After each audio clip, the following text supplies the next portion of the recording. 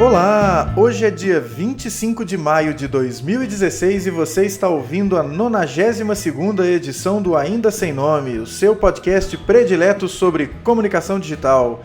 Direto de Belo Horizonte, eu sou o Caio César. E daqui de São Paulo, congelando de frio, eu sou o Felipe Men. E aí, Caio, beleza? Beleza, cara, não com tanto frio. Aqui em Belo Horizonte deu uma esfriadinha, mas ainda não é o suficiente para eu me congelar e ainda suspeito que será necessário ligar o ar-condicionado em breve. Cara, meu outfit para a gravação de hoje é inspirado em Jamaica Abaixo de Zero, quando os corredores de bobsled, os competidores de bobsled jamaicanos pousam no Canadá, entendeu? Cara, cada dia que passa eu me convenço de que o clima ideal pra mim é o clima de Arendelle. Cara, eu vou dizer, eu não reclamo desse frio. É só um pouco difícil pra acordar, pra sair da cama e estar aqui com você e com nossos espectadores para fazer essa edição e gravação do podcast. E exatamente, hoje gravando na quarta, porque nós temos um feriado nessa semana, né, cara? Isso, a gente resolveu se precaver, né, e adiantar um pouco a gravação. Então, você que está esperando a gravação na sexta-feira, vai ter ela hoje, e aí vai poder discutir esse tema durante o seu feriado de Corpus Christi. Isso, feriado este do qual eu só me dei conta ontem, quando você sugeriu que a gente gravasse hoje. Eu percebi ele, acho que foi na sexta-feira, cara, um pouquinho mais adiantado, assim, tipo, quando você tá sem planos de viagem, quando você tá tão assoberbado com o dia a dia, essas coisas, elas passam batido, né, impressionante. Assoberbado com o dia a dia é o meu nome do meio. Caio assoberbado com o dia a dia, Oliveira. É isso aí. A gente pode ser parente, então, porque aqui também tá a mesma coisa. A rotina nos engole, cabeça, mas ela não nos impede de interagir com os nossos queridos ouvintes. O camponês que falou do grupo do Telegram na nossa edição de número 91, coisa que você também deve fazer, amigo ouvinte que está aí agora se deliciando com essas falas minha e do cabeça, deixar o seu comentário lá no aindasemno.me. E quem o fez foi o camponês e o Narcélio na edição passada, que falaram de Bitcoin. E eu imagino que num futuro próximo a gente vai só transacionar em Bitcoin, talvez quando os chineses dominarem o planeta, e aí tudo vai rolar em Bitcoin. E falaram também da necessidade e da importância de um grupo. Eu acho que isso pode ser interessante, né, cabeça? A gente conversar, inclusive, para que você que está ouvindo aí agora e tem uma ideia de conteúdo e tem uma ideia de tema para a gente abordar no Ainda Sem Nome, que você participe, além de mandar o seu recado lá para Elisete e o Godofredo. Você pode participar do nosso grupo no WhatsApp mandando uma mensagem. Manda uma mensagem pelo Telegram para o 999750835, DDD 31, repetindo, 31 99975 0835. Manda uma mensagem lá que a Elisete te coloca no grupo do Telegram e vai ser um grupo muito bacana. A gente vai discutir sobre assuntos relacionados à comunicação digital e as pautas do Ainda Sem Nome. E pode ser interessante, né, cabeça? Pode ser interessante. O que eu achei mais interessante foi seu lapso. Quando você falou, manda mensagem pelo WhatsApp para você entrar no Telegram. Eu falei WhatsApp? Puxa então, vida. Eu acho que no seu inconsciente, Caio, você deseja que a gente tenha também o WhatsApp. Esse desejo existe, cara. Só que o dispositivo onde está lá o Telegram, onde esse número funciona, o 999750835, ele não rola um WhatsApp. Eu não consigo fazer o WhatsApp funcionar nele. Então o Telegram funciona melhor. E, enfim... Mas aí fica a dica, né, moçada? Não usa o WhatsApp, não usa o Telegram, embora eu tenha falado aqui num ato falho sobre o WhatsApp. Enfim. Está anotado esse seu ato falho, Caio. O WhatsApp deve estar introjetado no meu subconsciente e por isso ele se manifestou nesse momento. Alguma coisa aconteceu.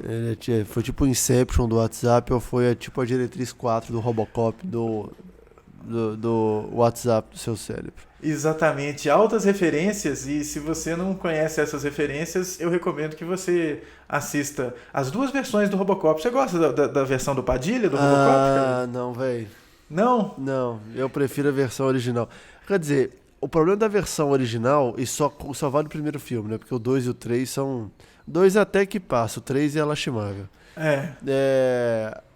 O que eu acho bizarro da versão original é que, assim, é muito sangue numa época que você comercializava brinquedos do Robocop para crianças, né? Então, tipo, tem cenas do Robocop que são absurdamente chocantes. E eu vi esse filme, devia ter... Esse filme de 88, né? Talvez? Eu acho que é tipo isso. 6, 7 anos de idade. Aham. A cena do Murphy sendo baleado. A cena do cara lá quase derretido em ácido sendo atropelado. Você fala, porra, não E precisava. o bandidão do Robocop da primeira versão é o pai do Dead 70 Show, né, cara? Isso é uma coisa muito legal. A minha referência era outro que eu não assistia Dead 70 Shows, né? Oh, Eu assistia Plantão Médico. Então o cara que morre no ácido era um dos médicos mais escrotos desculpa pela palavra, do Plantão Médico. olha, não, aí o Plantão Médico, cara, a única referência que eu tenho é que o Carter é o Steve Jobs no Piratas do Vale do Silício. É o Noah Weil. E aí outra referência, o Mark Green, que era o médico-chefe durante muito tempo, ele foi o copiloto do Tom Cruise em Top Gun. Ele sim. é o Goose, Ele é o Goose, exatamente. Pois é, mas eu gosto do Robocop novo do Padilha, cara. Eu acho que talvez porque o Robocop, né, o Murphy, ele é o cara lá, o oponente do Underwood nessa última temporada do House of Cards. E o mais legal, ele é de uma série, ele é um cracudo policial numa série muito bacana que eu vi no Netflix que se chama The Killing, que é muito boa. Oh, que interessante. Cara, eu vi o Robocop novo e não tinha me tocado que o oponente do Frank Underwood era ele, cara. Olha pra você ver como é que... Como esse filme não me marcou, entendeu? Ah, sim. Pois é, das coisas que mostram aí a evolução cinematográfica do nosso amigo Padilha. Muito bem. Muito bem, cabeça, mas vamos voltando à o nosso métier aqui. Episódio 586 do This American Life ainda continua reverberando, hein, cara? Cara, esse episódio eu vou te falar, eu ainda tô... Assim, falta palavras, sabe? Eu não imaginaria que um episódio me chocasse tanto e me tocasse tanto, especialmente a história do meio. Esse episódio, cara, ele me tocou também. Eu cheguei a ele ontem, eu ainda não terminei de ouvir, já ouvi essa história do meio. E me tocou tanto quanto um episódio. Agora, eu escutei esse episódio, foi no Radiolab e também no 99% Invisible. E eu acho que isso espirra também no This American Life. Que é aquele episódio que conta a história de um desenvolvedor independente de game que faz um game contando o jogo a vida do filho dele com câncer. E esse é um episódio que... Sei lá, se você me viu na rua enquanto eu estava escutando esse episódio, você me viu certamente chorando dentro do carro. E esse episódio de ontem que eu escutei do This American Life, o 586, é um episódio que proporciona esse tipo de reação neste que vos falo. E a gente tem que contextualizar esse episódio porque ele é importante para o nosso próprio episódio, né, Caio? Nesse episódio de hoje, exato. Isso. Então, assim, essa história do meio do episódio 586... fala de uma jornalista paquistanesa que sofreu mutilação genital aos 7 anos de idade porque era o que tinha que ser feito. Uhum. A família inteira, quer dizer, as mulheres da família e de várias gerações fizeram esse tipo de mutilação na sala de casa de uma mulher, uma coisa totalmente absurda. E ela fala dos impactos que isso teve na vida dela até hoje. Uhum. Me parece que hoje ela tem isso mais trabalhado na cabeça, né? Assim, ela conseguiu, enfim. Mas aí ela questiona a mãe dela sobre esse evento. Uhum. E por um momento você coloca a mãe como vilã do episódio. Até que você entende que ela simplesmente foi com a onda, ela não se questionou.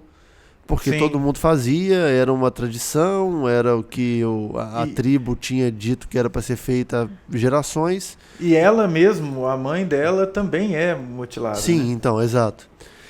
Então, termina o episódio com essa reconexão das duas em torno desse episódio, desse acontecimento, e o fato também de que o irmão, quando ficou ciente do que acontecia na família, virou um ativista, né? Um ativista, isso. Eu ia falar um advogado, né? Porque eu pensei em advocate. Uhum. Da causa. Contra, naturalmente, a mutilação feminina.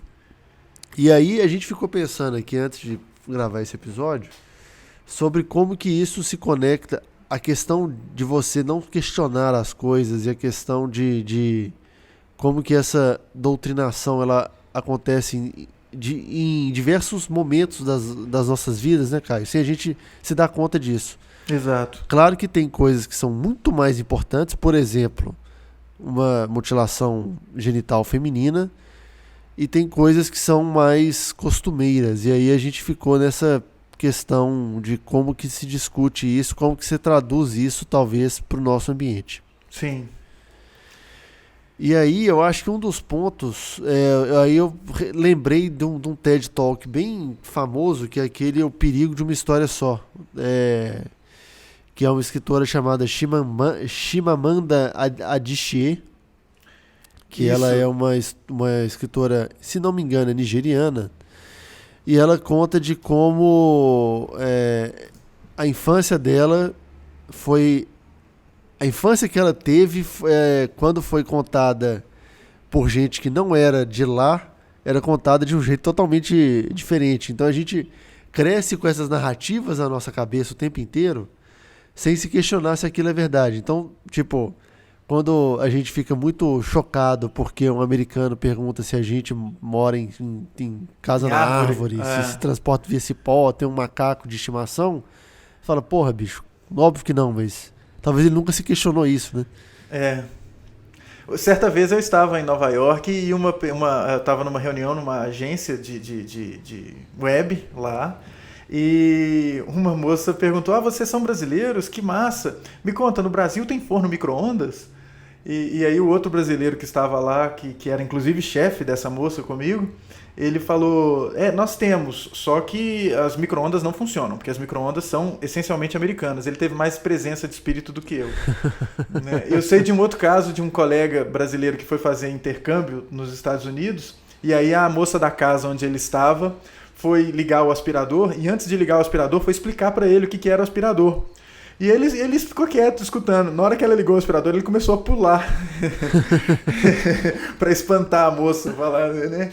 Porque realmente é um negócio que na hora que a gente olha o outro lado, a gente se espanta, mas a gente não para pensar como que aquilo foi construído para o outro lado, né? Como que aquela verdade foi construída para o outro lado. E aí, né, nesse sentido, a fala da Chimamanda é interessante, né? É foda, né? Você, tipo, não é um nome fácil, assim, pra você falar de uma vez, né? Tipo o João da Silva. E eu imagino que ela também, quando vai falar João da Silva, vai falar, porra, esse também não é um nome fácil pra se falar de primeira, né? Sim. Mas, e aí, não, diga. Não, prossiga. Ok. E aí, nessa... Eu fiquei fazendo como que eu falo? Fiquei fazendo esse exercício na minha cabeça de criar empatia, de entender o outro lado, e eu percebi que talvez a gente tenha uma dificuldade grande em aceitar uma outra história quando ela não nos convém, né? Uhum. Então, quando você vê hoje toda essa discussão política, e você entende que muitas pessoas foram absorvidas por uma narrativa só, que foi a que foi empurrada para elas, e como esse tipo de narrativa se adequou ao que ela pensava, talvez ela não se questionou se haveriam outras para ela entender um determinado assunto. Exatamente. Isso que você está falando, Cabeça, tem muito a ver com o livro daquela filósofa Márcia Tiburi. Márcia Tiburi, ou Tiburi, não sei. Outro dia eu estava falando em sala de aula e falei Tiburi e fui corrigido de que o nome correto era Tiburi. Uhum. Então, enfim, aquele livro Como Conversar com um Fascista, ele fala muito da necessidade da gente entender dos princípios de alteridade. E a alteridade é entender o outro, entender a história do outro. E isso tem se tornado cada vez mais difícil, né, cara? tem se tornado cada vez mais difícil. Aí eu não sei se é somente porque as pessoas não querem questionar o que elas veem, ou porque, já que você não criou... a milenar hora do passarinho aqui no Ainda Sem Nome. Esse é um clima bucólico. Esse é um clima bucólico aqui que transporta você diretamente da selva de pedra de São Paulo para verdes e frondosos campos. Lindos. Lindos, maravilhosos. É o Brasil... É o novo Brasil. Isso. Mas as pessoas, elas não criam empatia com essa história e esquecem de ouvir o outro lado, né? Isso. Aí eu não sei se esquecem ou... Aí é um negócio complicado, né, cara? Que tem a ver com eu não sei se eu tô colocando muito carro na frente dos bois da nossa discussão aqui agora, mas é de não compreenderem que existe um outro lado, ou compreenderem o outro lado como algo demoníaco, porque estão acostumados a ouvir uma história de que é assim, que o outro lado é demoníaco. E isso é perigoso pra gente desenvolver uma discussão pacífica, né, cara? Às vezes não é nem só o lado demoníaco, né, cara? Mas assim, quando você vê... A gente tem várias causas, por exemplo, que você vê sendo discutidas, e aí quando você não cria essa empatia, não quer entender o outro lado, você ignora. Então, sei lá, quando você vê discussões sobre direitos humanos, e aí as pessoas falam que direitos humanos é para humanos direitos, para pessoas de bem, etc., porque na cabeça delas, por exemplo, o cara que ele cometeu se ele está na cadeia por algum motivo. Pois é. E se ele se ele está lá por algum motivo, ele não tem que gozar de nenhuma facilidade. Porque se ele fosse certo, ele não faria aquilo. É o discurso... Você percebe que isso tem a ver com uma espécie de... aí faltam-me palavras semelhantes, a gente vai ter que repeti-la várias vezes.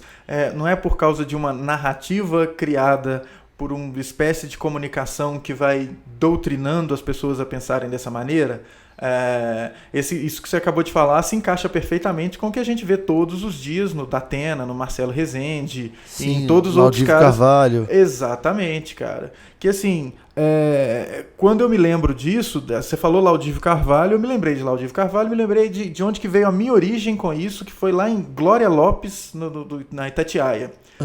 Que eu escutava quando eu tinha essa idade que eu assistia o Robocop, que eu tinha lá uns 12, 13 anos, né, que eu escutava isso no radinho, no caminho para casa, voltando da escola, eu escutava o Polícia e a Notícia, depois de ter lido Notícias Populares pendurado numa banca de jornal na Avenida Santos Dumont, esperando meu ônibus. Pingando sangue, né? Pingando sangue. Então eu tive acesso a isso com 12, 13 anos e pra mim era normal, porque em primeiro lugar não estava nem acompanhado de um adulto nesse momento, e não sei se eu estivesse, eu seria contextualizado. Então, aquilo pra mim ia parecer a coisa mais normal do mundo, e aí você não contesta isso. Depois, é claro, você começa a enxergar esse tipo de coisa, e aí eu agradeço muito de ter estudado a produção de miçangas, né? Que me mostrou que não necessariamente esse era o jeito único de pensar, né? Então era um negócio que assim, a gente vem de uma narrativa geral, global, social, que leva as pessoas a pensar dessa forma. E culmina naquela fala super citada do Tim Maia, que há de se confirmar a sua veracidade. Talvez sim, né? Talvez sim. E aí, Caio, quando você pensa, por exemplo, você viu Glória o quê? Glória Lopes. Glória Lopes, Notícias Populares, o próprio Robocop, onde tipo, não há escrúpulos de nenhum... Tipo, é normal o policial fazer a coisa errada para garantir a justiça. E é normal o bandido, mas é o papel do bandido, então o bandido comete violência mesmo. Eu acho que não estou defendendo. Não, porque parece que a gente tem que falar isso, porque quando a gente mostra o outro lado, parece que a gente está defendendo o outro lado. Mas, assim, não necessariamente. Você espera que o bandido faça as coisas ruins. O papel do bandido é esse, entendeu? Sim. Mas você não espera que o bonzinho faça esse papel das coisas ruins. Mas Robocop, por exemplo, é um filme que, bicho, E nesse ponto, talvez o Robocop novo seja melhor, que ele não mostra violência extrema para crianças, sacou? Sim. E, enfim, quando você tem uma narrativa de que, olha, um dia você pode ser preso injustamente. Uhum. E quando você for preso injustamente, você vai para uma cadeia que vão ter outros 76 caras lá dentro dividindo espaço de 9 metros quadrados. Sim. Né? É importante garantir que você seja... Primeiro que você não seja preso injustamente. Que você não se sinta coagido para falar o que não deve, para produzir provas contra você. Tudo que a gente sabe que aquele livrinho chamado Constituição, que há tempos sangra, a menina Constituição agoniza num quarto de hospital. Sim. Nos prevê, nos defende, que a gente ignora todos os dias, né? Como várias outras pessoas importantes para o mundo, a Constituição parece que vai morrer aos 27 anos, né? Parece que vai morrer aos 27 anos. Assim como em Winehouse, Jimi Hendrix e grande elenco. Kurt Cobain. Kurt Cobain também. Mas aí, cara, quando você vê, ou então, aí você vê ONGs e associações e sociedade civil e parlamentares defendendo melhores condições em cadeias e afins, e talvez excessivamente, no fim do negócio, seja algo bom para a sociedade como um todo, porque um lugar menos violento pode se tornar menos violento. Exato, um lugar que efetivamente proporcione uma correção, né? Isso. Isso comumente, e aí você agradece Datena e Marcelo Rezende e afins, como defender bandido. Exato. Ou quando você vê alguém falando de Greenpeace, ambientalismo é um saco, entendeu? Uhum. O que vale é o progresso. Então, essas coisas que a gente escuta sem se questionar, no final das contas, são um problema. Você falou Greenpeace, eu me lembrei de uma piada do Jô Soares, quando ele ainda era colunista de Veja, ou seja, da época que eu ainda lia Veja, que ele falava que Greenpeace para ele era dólar. Que é uma piada do mesmo nível da piada do Fernando Henrique, quando ele foi contestado sobre a inflação de 42% no Brasil, e ele falou que 42% para ele era número de sapato. Então, mostra um monte de coisa aí, né, cara? E aí você é bombardeado com isso o tempo inteiro. E aí, cara, não tem estratégia de comunicação que vai te ajudar a desmistificar essas coisas. Sim. Então, assim,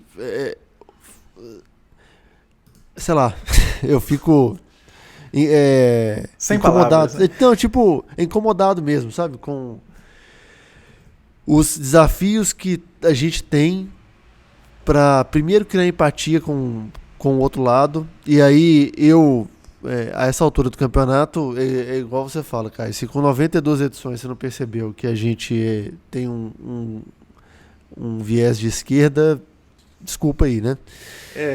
Mas assim, eu tenho muita dificuldade em aceitar ou tentar entender o outro lado, cara. Tipo, dar o benefício da dúvida. Uhum. Do mesmo jeito que eu imagino que quem escutou um áudio vazado, até a questão de um áudio vazado, sabe? Porque assim, a gente sabe que um áudio vazado é crime. Uhum. Então eu fiquei puto quando vaza um áudio da Dilma conversando com o Lula, mas minha primeira sensação é sempre relativizar um áudio vazado do Romero Jucá. Então, assim, essa necessidade de você criar uma empatia, de você ouvir o outro lado, de você entender o que está acontecendo do lado de lá, ela é importante para a gente, primeiro, sermos pessoas melhores, no final das contas, e segundo, poder transformar ou fazer com que o lugar que a gente coabita, seja nosso ambiente de trabalho, nossa rede social, seja um lugar melhor, sabe? Sim. Eu não sei. Eu acho que isso tem muito a ver com o nosso momento histórico, né, cara? Dessa dificuldade, eu acho que faz parte, pelo menos eu tento entender dessa forma, que faz parte da gente estar vivendo um momento democrático tão jovem e enfim, como a Janis Joplin, corre um risco danado de morrer aos 27 anos. Mas é tão jovem e de definição ainda, né, cara? As coisas estão se definindo. As coisas estão ainda se acertando e por isso os extremos estão mais extremos. Então dá aquela coisa elástica dos extremos mais extremos para a definição dos campos e num período posterior, talvez quando a gente tiver uns 50, 60 anos, se a democracia não morrer em 2016, como está parecendo que é o caso, mas vamos ter uma visão otimista, talvez a gente viva num contexto diferente lá nesse futuro, né? Quer dizer, é óbvio que a gente vai viver, mas enfim, em termos dessa distinção entre os opostos. E eu acho que isso tem muito a ver com o esquema do assunto central deste podcast, que é a comunicação digital, que é pelo meio digital ou pelos canais digitais há a possibilidade de construção de narrativas distintas. Narrativas outras, diferentes dessa que a gente está acostumado a ser doutrinado, que é a narrativa da mídia de massa, que a gente percebe, entende.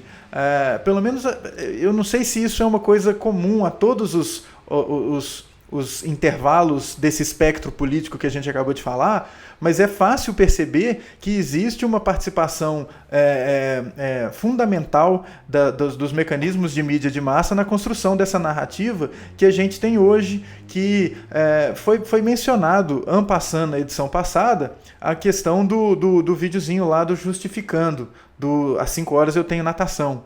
Né? As coisas estão tão latentes que elas deveriam continuar, ou esperava-se que elas deveriam continuar despertando uma indignação como aconteceu no passado bem recente, de meses, e elas não despertam mais isso. E por quê? Porque a rotina segue, porque as coisas devem caminhar, agora parece que está tudo resolvido, porque, né, eu acho que a mensagem subjacente naquele vídeo é bem essa, né, de, olha, eu não estou mais tão indignado, porque agora a vida segue.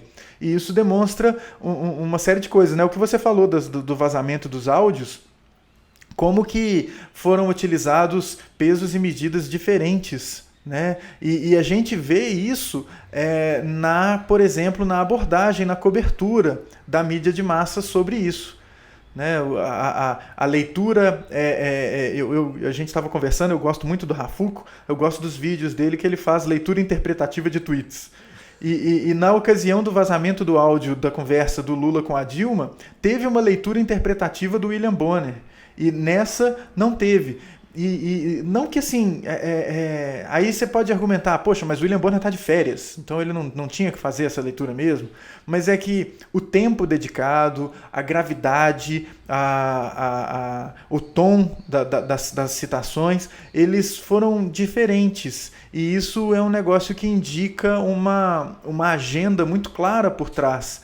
E é o risco que a gente tem de adotar essa narrativa da mídia de massa. A gente, eu corro o risco de ser muito repetitivo, e essa é uma questão minha agora, cabeça. Eu tô achando que eu sou uma pessoa de um discurso único, e isso está me incomodando bastante, que eu não consigo não voltar à questão da necessidade da gente investir numa educação, não em termos de investir como país, etc., mas a gente começar a refletir mais sobre o que a gente tem acesso.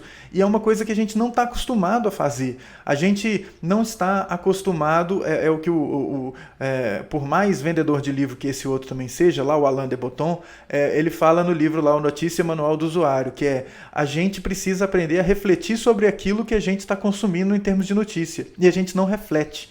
E é isso que é ruim pra gente. O ruim não é a notícia ser construída por um algoritmo, o ruim não é o Facebook escolher o que você vai ver ou o que você vai deixar de ver. O ruim é a gente não saber raciocinar em cima disso. A gente não ter a capacidade de raciocinar em cima disso.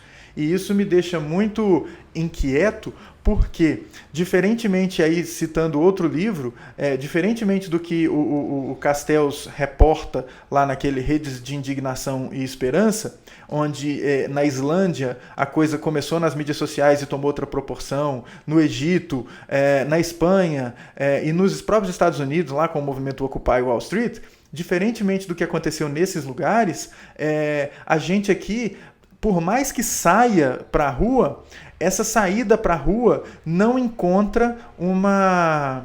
É chato isso, mas não encontra uma legitimação, e não que deva encontrar, na mídia de massa. A mídia de massa ela não é simpática, porque simpática a isso, porque ela, lógico, faz parte de um outro discurso, de uma outra narrativa que vai totalmente contra os interesses das pessoas comuns. E as pessoas comuns, por não terem a capacidade de raciocinar sobre, no geral, né, gente? Vamos lembrar que o William Bonner deixou bem claro que ele faz o Jornal Nacional para o Homer Simpson, então aí já tem um monte de coisa explicada nessa frase.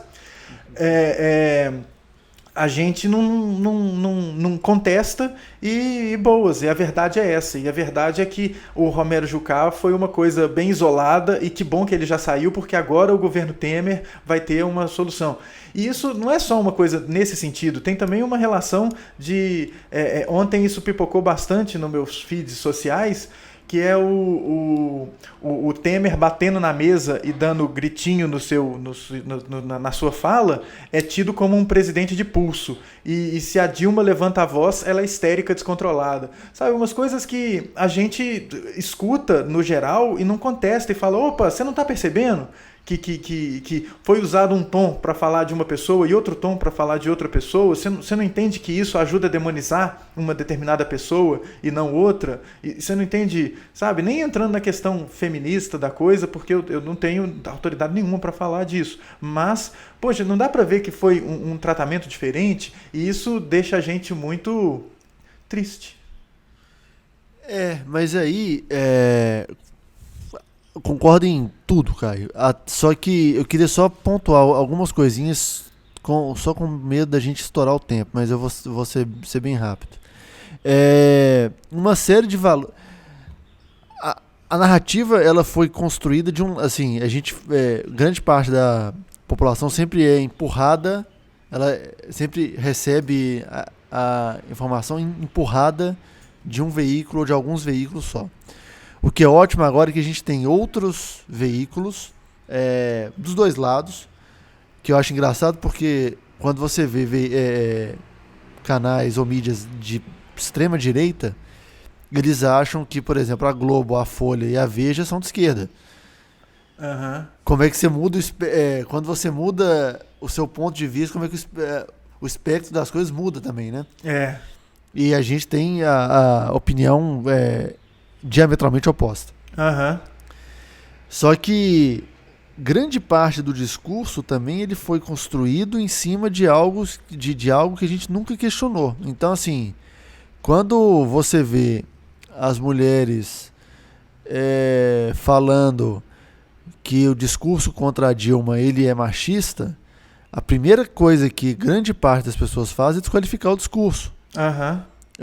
Eu vi ontem, por exemplo, o Rodrigo Constantino, eu jamais achei que eu ia citar ele ainda sem nome, eu peço desculpas. Por favor, né, cara? Agora eu acho que é necessário passar um lisoforme aí, né? A gente vai passar aqui mais ou menos na marca de 30 e poucos minutos. Ele escrevendo ontem que... bom, vocês viram que a Ana Hickman sofreu uma tentativa de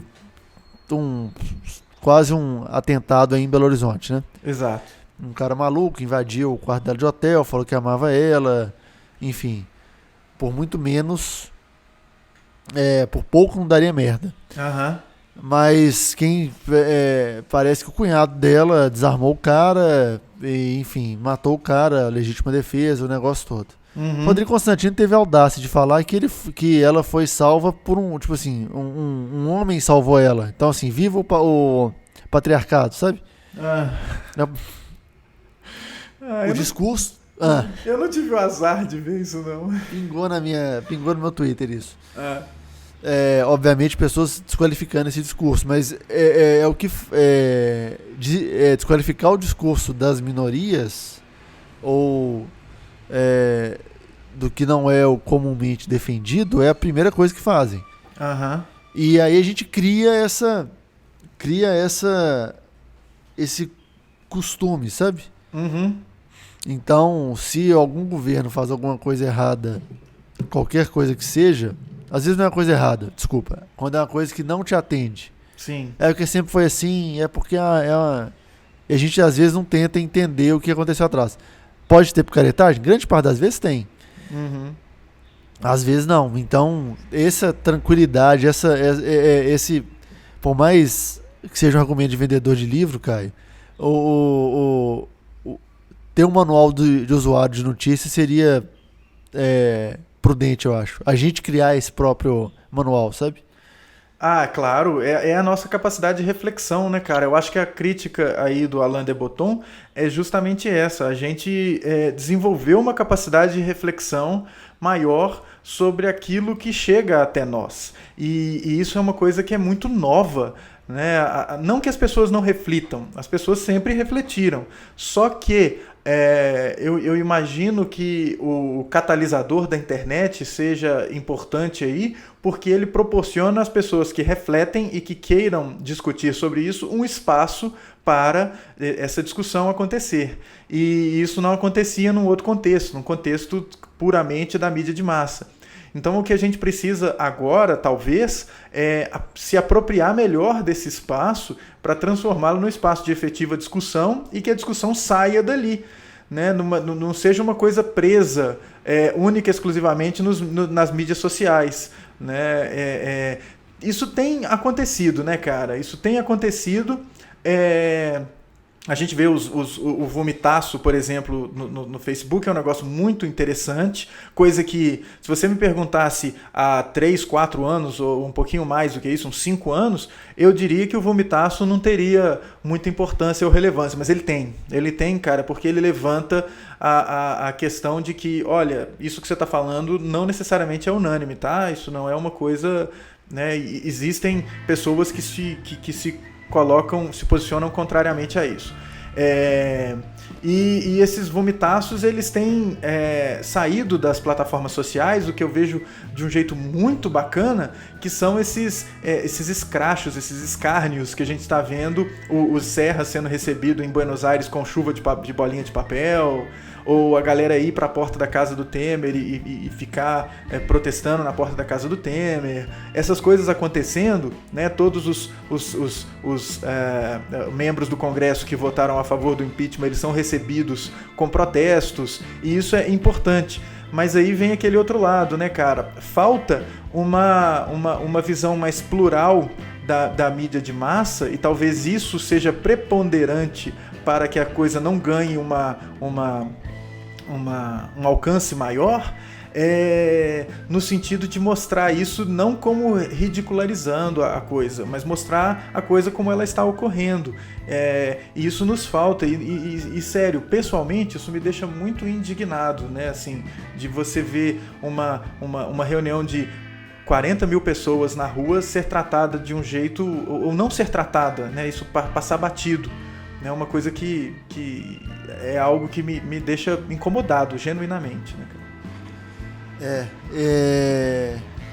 A gente volta naquele negócio de tentar buscar uma legitimação da mídia de massa, mas eu não sei se é o caso. Eu fico muito chateado quando isso se mostra necessário, né? A gente ter que ter uma legitimação da mídia de massa, isso é uma coisa que me deixa um pouco triste. Mas é um processo, Caio. É um processo. Eu entendo. Enfim. Vamos tentar vencê-lo, e talvez com mecanismos como esse, né, cara? Como o Ainda Sem Nome, que você que está escutando aí agora e escutou isso tudo que a gente falou, o que você tem a dizer? Quem sabe o nosso grupo do Telegram seja o ambiente ideal para você extravasar e participar, ou mandando a sua mensagem lá no nosso aindasemno.me e comentando o que você achou disso que a gente falou, né? Exatamente. Essa discussão ela certamente pode se estender por outros episódios também. Isso. Mas pela clemência de tempo a gente vai encerrar por aqui, eu imagino. Isso, e vamos deixar agora a discussão acontecer na caixinha do comentário e também no nosso grupinho que está sendo criado. Exatamente. Caio, bom feriado. Pra você também, meu caro. Não faça nada que eu... Como é que você fala? Não faça nada que eu não faria? Não faça nada que eu não faria, exatamente. Isso. E como diz o Anônimo, o segredo do sucesso é saber segurar a onda, não é isso? Exatamente. Vamos segurar a onda em todos os aspectos, moçada. Muito bem. Falou. Valeu, até mais. Falou, um abraço.